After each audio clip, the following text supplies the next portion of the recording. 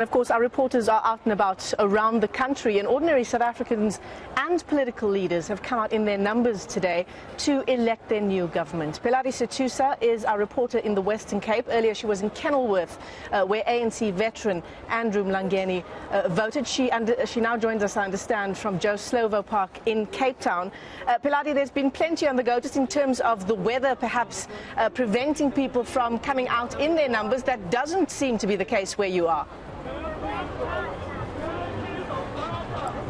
Afternoon, Marcel. You are breaking up, but I did hear you asking about the weather. Now, we've had quite a wet and cold morning in Cape Town. There's been a lot of sporadic rain in a lot of areas. Luckily, where we are now, it's quite dry. And I don't know if you can see behind me, but a line is building up because the weather for the first time today has cleared up for a little bit. This is the first, little bit of sun that we're seeing. And I know it's not a lot, but it is something. So a lot more feet have made their way to this particular voting station in Slovo Park. Now, Mario and I have gone through a number of townships and informal settlements just to see what's going on, if they are snaking queues, if people are staying away. As we know, there were a lot of service delivery protests in the run-up to this election, and a lot of people at the time saying to us that they'll be staying away from the polls.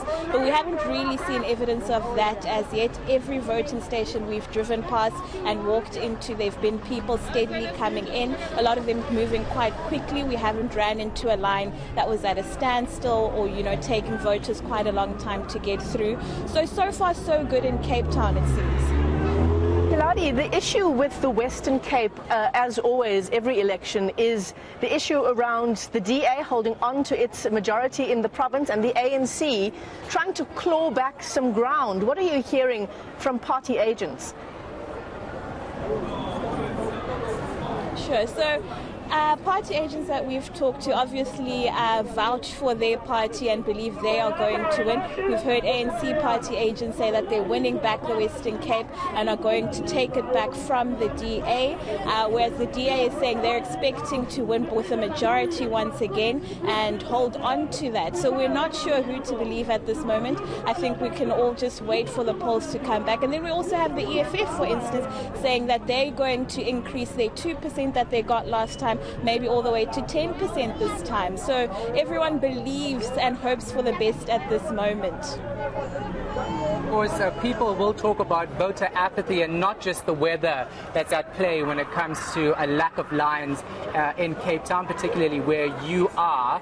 Have you managed to see any residents perhaps walking past the voting station without any intention of getting into that line? What are they telling you?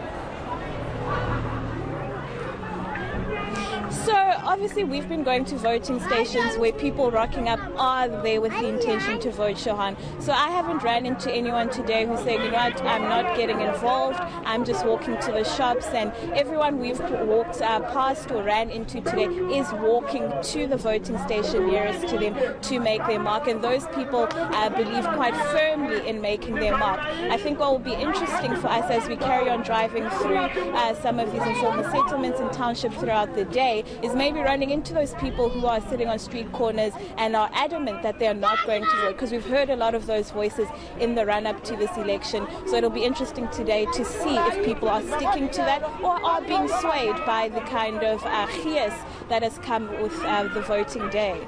Yeah, I mean, according to the IEC, 9 million eligible voters choosing, in fact, not to register even to go to the polls. Pheladi, so as you've been telling us, you were in Kenilworth a little earlier. You're at Slovo Park now. Where are you off to next?